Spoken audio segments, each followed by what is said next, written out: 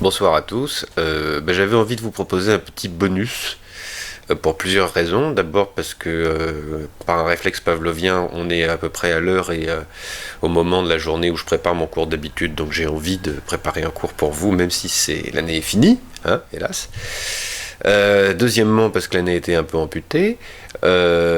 Troisièmement, parce que je suis absolument accablé après avoir vu à la télé successivement s'exprimer, si on peut appeler ça s'exprimer, Nathalie Kosciusko-Morizet, Monsieur Le Maire, et puis surtout Geoffroy Didier, qui a visiblement confi dans le média training et qui n'est qu'une espèce de simultanément insulte à l'intelligence de quiconque le regarde et ode à la communication. Donc je me suis dit que si je pouvais vous donner quelques outils pour comprendre le politique et les rapports au pouvoir, je me devais de le faire. Et puis enfin, j'avais envie de partager avec vous quelques idées sur la nuit debout, après y être allé et puis avant d'y retourner. Voilà. Donc, le point de départ que je voudrais emprunter avec vous, c'est ce dont on a déjà parlé, les 4 domaines du pouvoir, identifiés par Georges Balandier dans Anthropologie politique.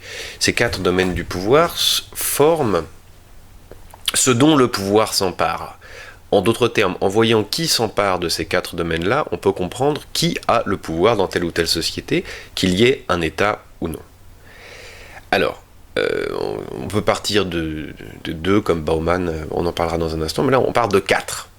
Les 4 domaines du pouvoir, qui délimitent en quelque sorte l'exercice du politique. Alors, le premier, c'est le maintien de l'ordre intérieur. L'intérieur. Le deuxième, c'est le maintien de l'ordre extérieur.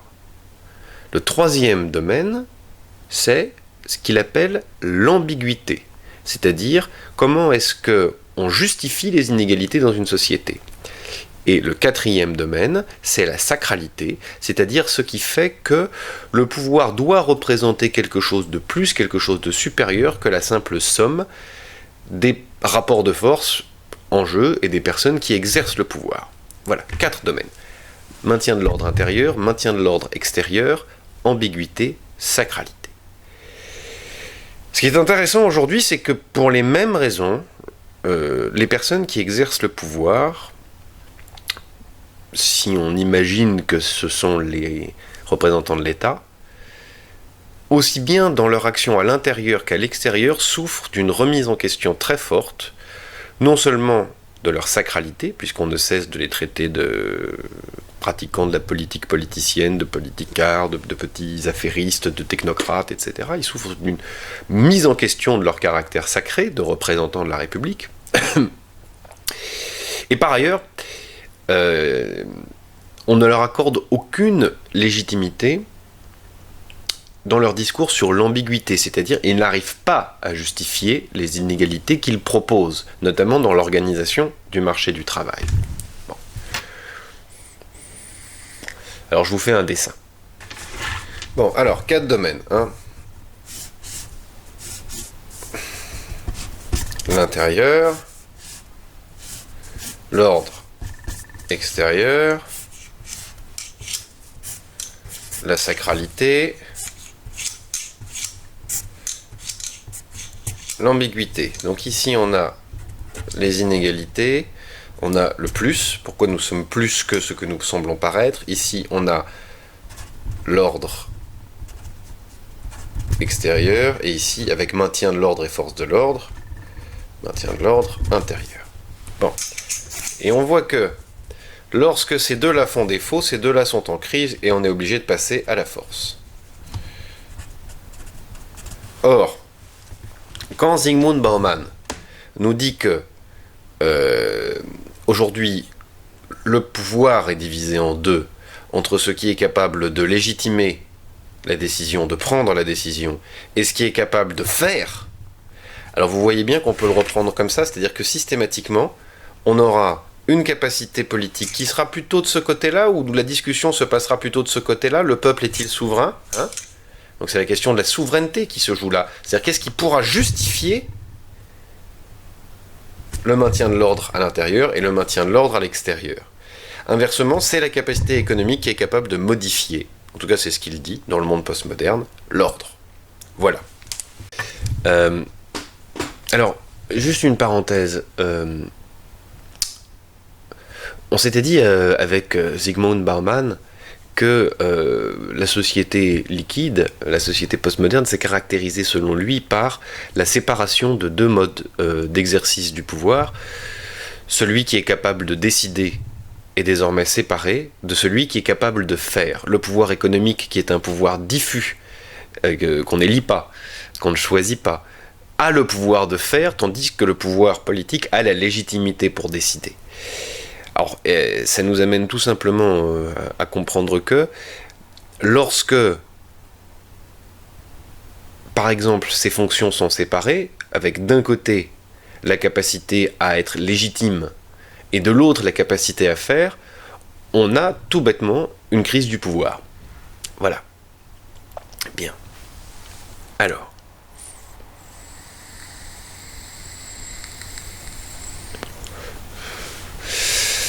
Lorsque l'ambiguïté et la sacralité du pouvoir ne sont pas assurées, lorsque ces deux domaines sont instables, on pourrait dire qu'on a un défaut de solidarité organique, c'est-à-dire que le maintien de l'ordre ne va pas de soi, la légitimité de l'ordre ne va pas de soi, et par conséquent, l'ordre a besoin, pour se maintenir, pour être à l'origine de l'ordre, l'ordre, c'est moins la parfaite stabilité que une origine du pouvoir, une origine unique de la décision. C'est ça l'ordre. C'est à la fois une répartition des richesses, une répartition des statuts, un mode de régulation des conflits, mais aussi et surtout une origine de la décision. Bien. Donc lorsque l'ambiguïté et la sacralité ne sont pas assurées, ou lorsque les règles ne sont pas suffisamment aimées ou légitimes pour être maintenues, alors on a besoin d'une force de l'ordre pour imposer les décisions, la linéarité du pouvoir. Bon. Alors, à partir de cette base-là, j'aimerais réfléchir un petit peu avec vous sur la nuit debout. Alors, la nuit debout, j'ai pas du tout envie de les classer ici ou là, c'est un mouvement qui a beaucoup de points communs, beaucoup d'hétérogénéité aussi, qui a une histoire, qui est en train de se construire. Simplement, quelques commentaires comme ça, au contact de ces militants. Alors tout d'abord, c'est une réaction d'une société qui se présente comme une société civile, c'est-à-dire comme un groupe qui est un groupe qu'en tant qu'il est rassemblé, qui se présente désarmé, non pas parce qu'il n'a pas d'armes, mais désarmé en tant que il ne se présente pas en groupe organisé, engageant un rapport de force dans des cadres traditionnels de la lutte des classes, par exemple. Et néanmoins, très vite, il a été obligé de se structurer, d'avoir en quelque sorte une bureaucratie interne. Vous verrez, c'est truffé de commissions. C'est vraiment que le mot commission, avec la Commission européenne, on n'y soit pas devenu complètement allergique, mais enfin. De commissions, de règlements, de lexique, de règles de savoir-vivre, est-ce qu'on fait comme ça, est-ce qu'on fait comme ça, est-ce qu'on a le droit de crier, ou est-ce qu'on n'a pas le droit de crier. C'est quand même relativement intéressant de voir à quel point ça a dû se structurer du côté de la règle extrêmement vite. Mais c'est donc là que c'est intéressant, c'est que, dans le fond, la nuit debout, en tant que phénomène, en tant que rassemblement stable, place de la République ou ailleurs en France, propose de concurrencer le pouvoir sur ce point que ce groupe se réapproprie la production de normes et de valeurs. Non pas qu'elle veuille imposer une quelconque décision à qui que ce soit, mais elle se réapproprie la production de normes et de valeurs, notamment l'occupation du lieu, l'occupation de l'espace, et puis l'occupation du temps. Donc c'est vraiment un espace-temps particulier, on reste le jour, la nuit, alors ça la police n'est pas d'accord, et puis par ailleurs, on occupe la place publique. Or la place publique, c'est l'agora, c'est le lieu d'où partent les décisions. Bon, d'où la concurrence avec l'État. Il se produit quelque chose de très étonnant, une forme de double mimétisme avec l'État, avec les forces du maintien de l'ordre.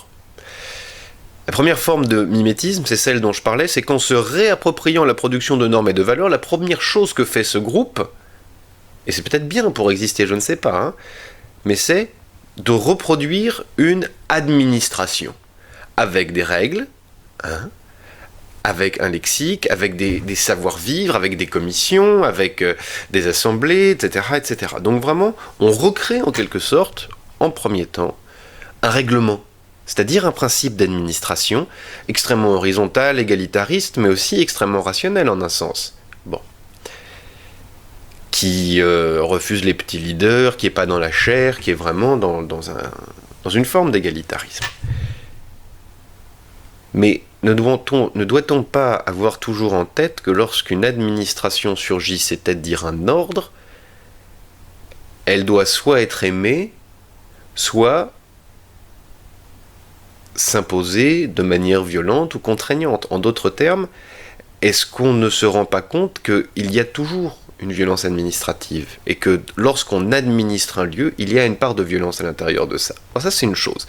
Et puis l'autre qui découle quasiment immédiatement, c'est que ceux qui n'acceptent pas ces règles, par exemple les affreux groupes de Toto, les affreux groupes de Toto, on a créé, en tout cas aux dernières nouvelles, il a été fondé le 11 avril, hein, un service d'ordre, alors peut-être il y en avait avant, je ne sais pas, mais en tout cas le 11, je suis sûr qu'il y en avait un service d'ordre de la nuit debout. Un service d'ordre, est-ce que c'est pas tout naturellement une capacité de maintien de l'ordre décidée par la communauté qui s'appelle Nuit debout? Alors, ça c'est le premier mimétisme. Violence administrative, en quelque sorte, qui impose de constituer un service d'ordre, c'est-à-dire une police. Pourquoi je dis ça? Parce que, tout simplement, si la règle imposée, si les comportements imposés, les valeurs, non pas imposées, mais proposées, pardonnez-moi, si les valeurs, les comportements, les normes, les règles proposées étaient acceptées par tous, c'est-à-dire qu'elles étaient suffisamment aimées par tous pour être appliquées par tous, alors il ne serait nullement nécessaire de créer un service d'ordre pour le faire respecter. Alors le deuxième mimétisme, il nous est offert par les Toto, eux c'est formidable, ils déploient, ils se déguisent et ils agissent à peu près comme des policiers en civil, quoi. Bon. Avec une espèce de pratique mimétique où j'ai un ami photographe récemment qui me disait, d'ailleurs dans un café très sympa, le Toucan, juste à côté de la place de la République, qui me disait qu'il était photographe et il avait beaucoup de mal à distinguer dans la mêlée les policiers en civil des BAC, des Toto, des CRS. Hein. Bon. Alors voilà, on a cette espèce de double mimétisme et pourtant je voudrais exprimer quelque chose comme une angoisse, une inquiétude, qui est que dans ce double jeu, on perde ce qu'il y a de fondamentalement intéressant et qui se déroule dans des rassemblements comme la Nuit debout à République à Paris ou dans les autres villes de France. C'est que quand on dit qu'il y a concurrence avec le pouvoir pour la réappropriation des normes et des valeurs, il y a concurrence sur les 4 domaines du pouvoir. Concurrence sur les rapports avec l'ordre intérieur, on fait ce qu'on veut, on est où on veut et on y reste autant de temps qu'on veut. Et puis on s'administre et on administre la discussion comme on veut, et même on déploie nous-mêmes une force de l'ordre pour assurer le respect de l'ordre intérieur, ça c'est une chose. Bon, les rapports avec l'extérieur, pourquoi pas. Est-ce qu'on peut vraiment parler des rapports avec Occupy Wall Street et avec le mouvement des indignés espagnols comme faisant partie de rapports externes? En tout cas, c'est au moins une autre vision du monde et une autre vision de l'ordre souhaitable du monde. Bon. Mais aussi et surtout, une concurrence, une réappropriation de la production de normes et de valeurs afférentes à l'ambiguïté, c'est-à-dire qu'est-ce qui peut justifier une inégalité, hein, et à la sacralité, c'est-à-dire qu'est-ce qui en nous est au-dessus de nous, qu'est-ce qui est sacré parmi nous pour nous, nous qui faisons groupe. Dans ce groupe-là,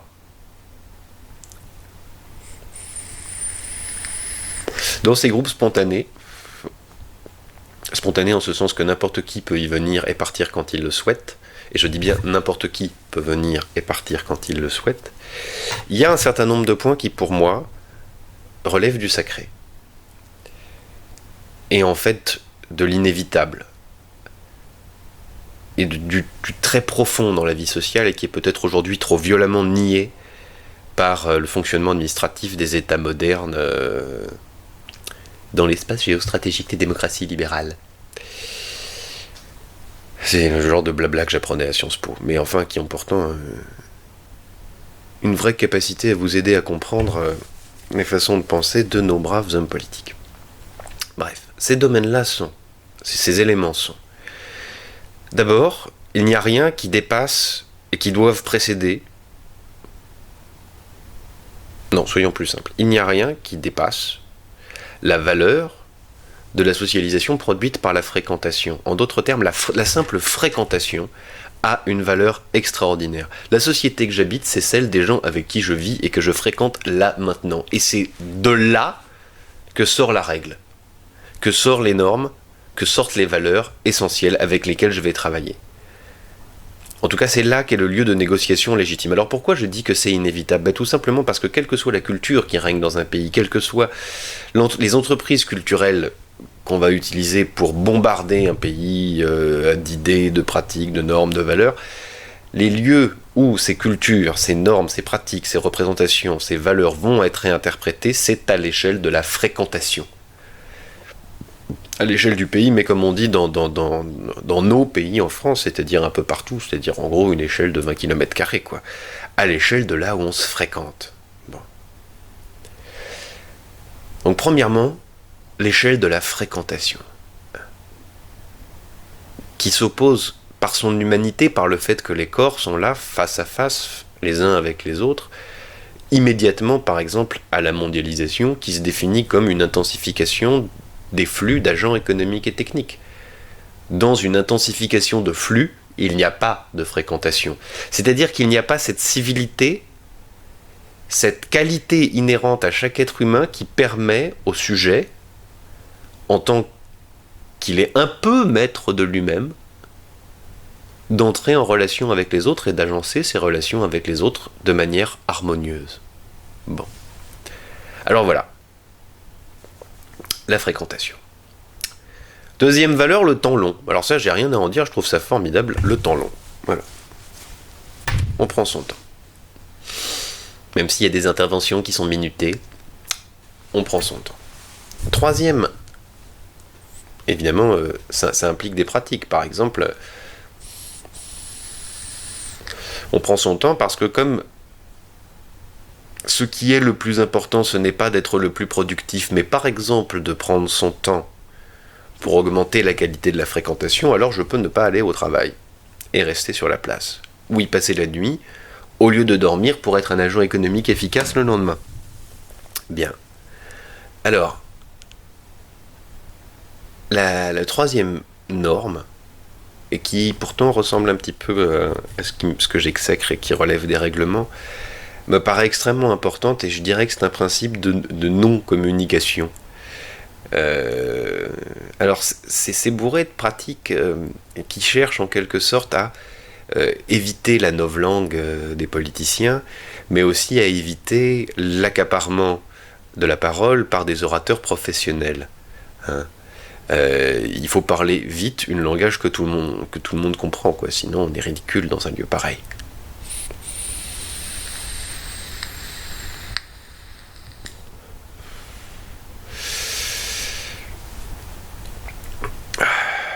Alors,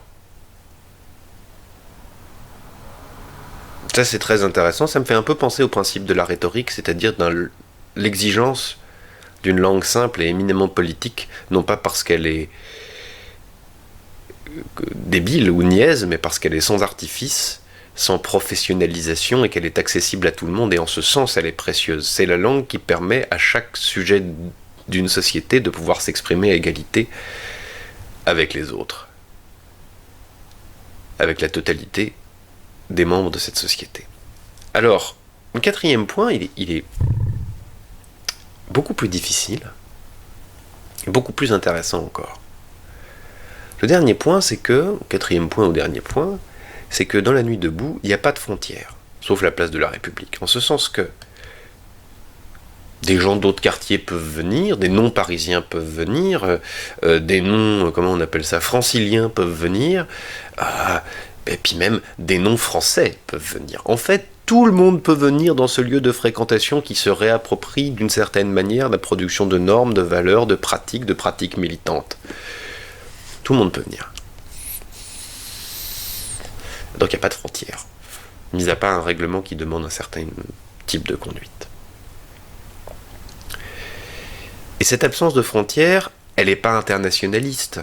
Elle n'est pas là pour dire peuple de tous les pays, unissons-nous pour vaincre le grand capital dans une tradition internationaliste. Non.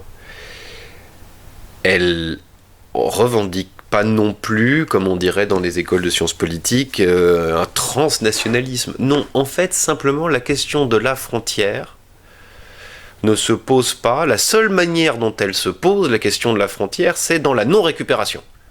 C'est-à-dire qu'on entend effectivement régulièrement des gens qui participent à ce fait, à cette manifestation, la nuit debout, qui demandent à ne pas être récupérés. Bon. Alors vers quoi ça fait signe ? Ça fait signe vers quelque chose comme un droit des gens, c'est-à-dire un droit des humains avant d'entrer dans des catégories, que ces catégories soient jeunes, vieux, travailleurs, syndiqués, militants, etc. Et à partir de là, vous avez deux possibilités, à mon sens, une heureuse, l'autre malheureuse. La première malheureuse, qui procède de cette homogénéisation des statuts, chacun est un genre, c'est que on va mettre sur le même point des individus qui n'ont pas du tout la même place dans les rapports de force, dans les luttes de classe, à l'intérieur d'une société.